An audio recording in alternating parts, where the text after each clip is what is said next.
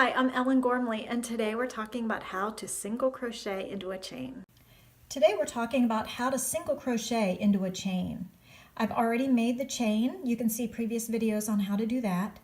And what we'll do for single crochet is skip the first chain and start stitching in the second one. So not this first one, but the second one.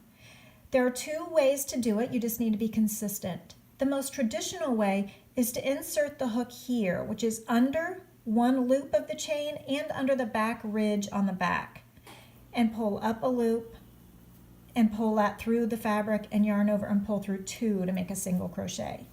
Again, let's look at this method, and then I'll show you the other.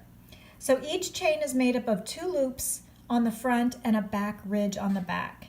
Insert your hook so that's between the front two loops and underneath the back ridge.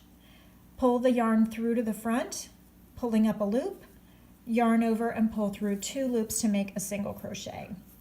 The other method, which I actually prefer, is to skip both of these front two loops, rotate the work towards you, and insert the hook in the back ridge only to make your first row of stitches into a chain.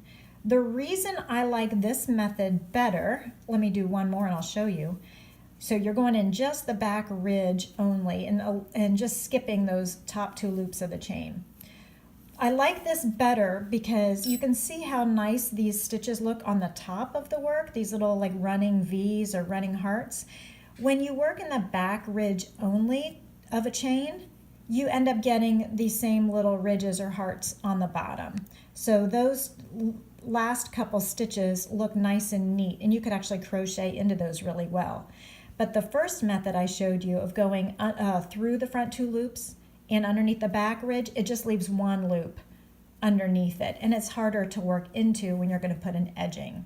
So I recommend the second method. Go ahead and watch this video again and again until you get it right by inserting your hook in the back ridge only when you're working into a chain. Like and subscribe for more videos. See you next time.